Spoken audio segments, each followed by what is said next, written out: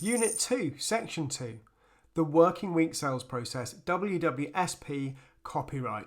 So this is the process that I came up with to effectively teach you a consultative sales model with the simplest way I could possibly think, because you can make this subject really complicated, and it is complicated, but it doesn't need to be. We're going to present it in a format that you're going to be able to remember. So the working week sales process is simple, it's memorable, and it's an effective sales process. So there are three things you need. So it's really simple, so you're going to use it, because if you make anything too difficult, people just don't use it. And that's been my experience of all the other sales training I've had. Most of it is brilliant. And when you really go delve into the detail and really read their stuff carefully, it's really good.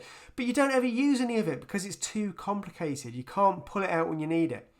Memorable, you've got to remember it, which is kind of the point. Things that are simple are easy to remember, and especially if you put it in a format, and we're going to come on to in a second what the format is.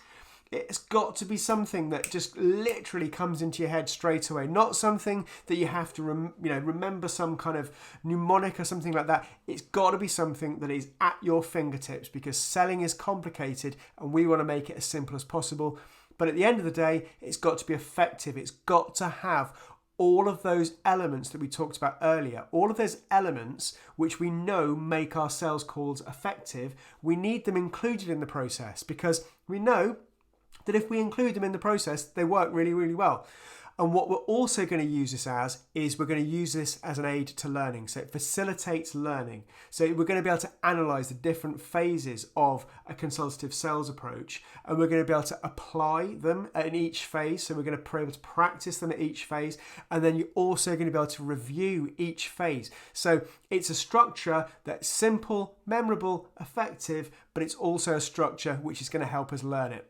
So when you apply this to every single sales call, I guarantee you, and another guarantee, you will be successful. Your sales success is greatly increased. Now, you won't close every single call. So some of the people out there will tell you that every single customer is somebody that you can tell.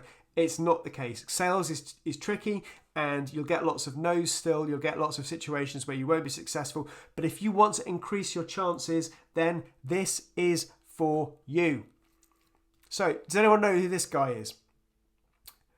So this is Socrates, not the footballer, not the Brazilian footballer, if you're old enough to remember Socrates from the great Brazil teams of 70s, 80s. This is the philosopher, the Greek philosopher Socrates, and he came up with a really, really, really good way of presenting arguments and challenging other people's kind of beliefs, influencing, persuading, using logic. And he essentially came up with this format here, which everybody has a perceived reality and a belief system that is made up of assumptions, and those assumptions are based upon our experiences as humans. And what we need to do to be able to influence or change somebody's perceived reality and beliefs, which is what we want to do in sales. So ultimately what we're trying to do is we're trying to convince them of something and to do something. We're trying to get them to do something.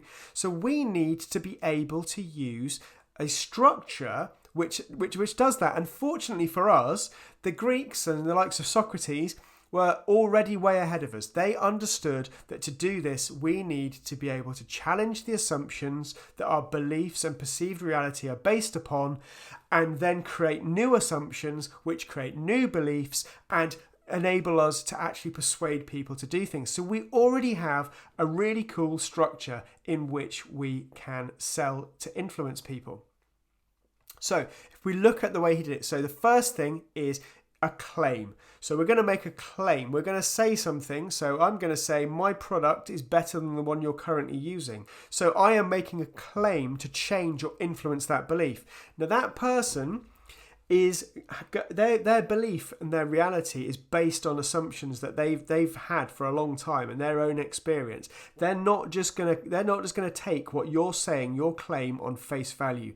They're going to want you to provide some proof. They're gonna say, prove it. Prove that what you're telling me is the truth. Prove that. And because my assumptions tell me, the assumptions that I've based my belief on tell me that I don't agree with you. You need to confirm to me that each of the proofs that you are providing for me are going to challenge my assumptions, and ultimately they're going to change my belief. And then you want some agreement from them. So you want agreement with the original claim. So you've made this original claim and you've provided some proof, and hopefully afterwards you're going to get some agreement. And that is essentially a very simple process for how you change somebody's mind about something, how you influence them, how you present an argument, something you want agreement with. I'm not talking about an argument as in a disagreement or anything like that.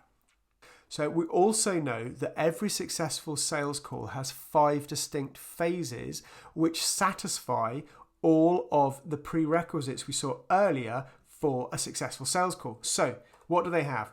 An opening. Yep. So they have an opening, a formal agenda. We start the conversation. We break the ice. We have a formal agenda. 2, we uncover the customer's explicit needs. Remember, we said earlier that the successful sales professionals are the ones that uncover explicit needs. And by explicit needs, I mean things that need attention urgently. So if you can do that, so that's the second phase of a successful sales call. They all have it, by the way. Show me a successful sales call, and I will show you that each of these things is an element of that successful sales call. 3, pitching relevant features and benefits linked to explicit needs. This is the proof part of the sales call. So you have to actually present your proof, which is linked to, features and benefits linked to the explicit needs that we've just uncovered. Dealing with objections. Again, objections is a big deal in sales. I'm sure you've all heard of objections. This is when essentially the customer's saying, I'm questioning this. I need a little bit more proof here. You need to convince me that this is the case because you're asking me for something big. You're asking me to change doing something. Therefore, you need to back this up with something. And again, you will find that is almost always part of a successful sales call. 5, closing the sale, gaining agreement. We just saw that process. We just saw that basic process of how you change someone's belief. You actually have to get them to agree with you. You actually have to have some kind of action. And that's the closing the sale part of the sales call, gaining agreement. And you'll find that every single successful sales call will have those 5 key elements. But virtually all of the sales training that's out there, most of the sales training professional sales training that I've certainly had from the companies I've worked for, and these are all big blue chip companies, it's extremely expensive training. It is really good training, but the thing that I found made them fall down was they used an acronym for the process. So it was something like IDEALS was the first one I ever had. Now, it worked quite well. But often the acronyms didn't work so well. And why was that? Why was it? What is wrong with an acronym? Because I'm going to present you later with some acronyms of my own. Acronyms are only any good unless they're directly linked to the thing. Unless each letter of the acronym, now I'm assuming you know what an acronym is. Acronyms don't work unless they're directly linked to the thing they're trying to explain. Okay? So if you come up with something that is tenuous, and usually the reason it's tenuous is because they're trying to avoid infringing a copyright. I mean, that's one of the biggest challenges I've found when putting together this sales training is once someone comes up with something, and I've done the same, they want to protect the intellectual property that they've come up with, and they'll protect it. So what they do is someone's come up with like a brilliant acronym for the sales process, and nobody else wants to tread on the toes of that, so they don't want to infringe a copyright because they don't want all the legal ramifications. So they come up with something a little bit more tenuous, a little bit less memorable, just because that's what they've been told. Acronyms, yeah, you must have an acronym. You must have an acronym to hang your process on. And what's happening is it's really difficult to remember a process via an acronym in a complex sales conversation. I had a brilliant example where a guy who was a sales trainer, national sales trainer for one of the biggest medical companies in the world, in the UK, and he was telling me about this brilliant system that they used by this company, which were this massive global international company. And let's remember, he wasn't just one of the people who participated in this course. He was the director of training who was presenting this and doing this every day. So I asked him, "Oh, what is it? Tell me your secret. What's the secret?" And he had the acronym, and he got to the third letter of the acronym, and he couldn't remember. The person selling it, the person doing, he couldn't remember his acronym, their own acronym. He couldn't do it, and that's the person training it. So the chances of any of the students on that course actually remembering it were virtually zero. Doesn't matter the fact that all of the content in that process was brilliant, and I looked at it, it was great. If you don't remember it, you won't use it. And especially if you're new to sales or you're a little bit nervous, you definitely won't remember it, because your mind's going to go blank. You'll try and remember your acronym, you'll get tongue-tied, and you'll look like a fool in front of your customer. And if you are confident, you're still probably not listening. If you're thinking about an acronym, you're thinking about, what came next? What came next in the process? Oh, what do I need to do now? You're not going to be tuned into the customer. You need something that is so simple, so memorable, something that you already know, but you can apply it to the sales call, that it's almost genius.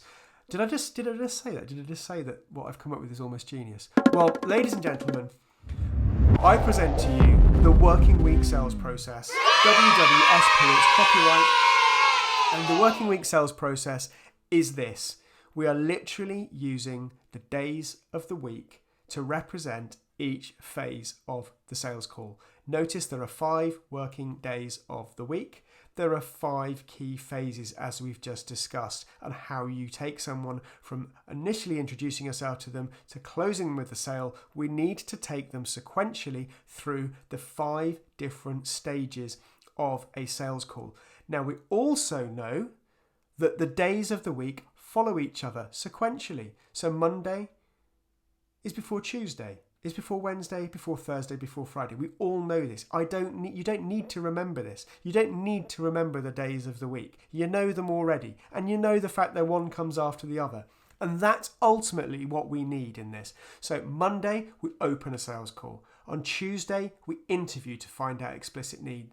On Wednesday, we actually pitch our product and service. Then on Thursday, we convince them. So sometimes we have lots of objections. Sometimes we don't have many because we've done the preceding things really, really well. But often we have a situation where we need to convince our customer, especially when we're asking them to do something big.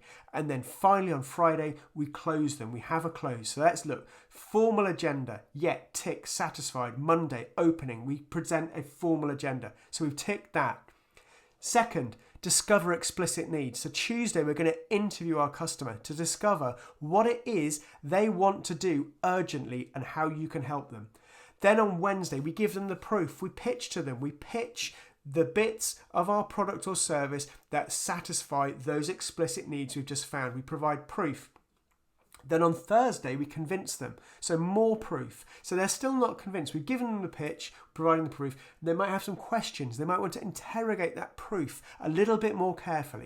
When we're looking at more proof, what we've actually found is we've not uncovered enough explicit needs yet. We haven't developed enough of these explicit needs for them to actually be convinced by our offer. So we go back. So there's a feedback loop here. We go back and we want to discover more explicit needs. And that, ladies and gentlemen, is it. That's the working week sales process. We're going to interrogate each aspect of the sales call, each phase of the sales call in detail, so that you can analyze, you learn the skills, get better at them, and you can apply this to all the things you do, including an interview, believe it or not. So if you apply this to an interview as well, you will actually, to a job interview that is, because I know it says here Tuesday interview, a job interview, and it will massively increase your chances of getting that job. So summary, let's have a quick summary. So every successful sales call has 5 key elements: a formal agenda, uncovering explicit needs, providing proof to back up claims, dealing with objections, gaining agreement. And the working week sales process is that. It's simple, it's memorable, it's effective, which facilitates the learning, the application, and the review of each phase of a consultative sales process. It's a brilliant way of us being able to learn how to consultatively sell because it's just so memorable. And if you apply this to every single sales call, and not just every single sales call, but if you think about this carefully when you're trying to influence anybody around something, if you apply this to every single one of those scenarios, your chances of success will be greatly increased, massively increased.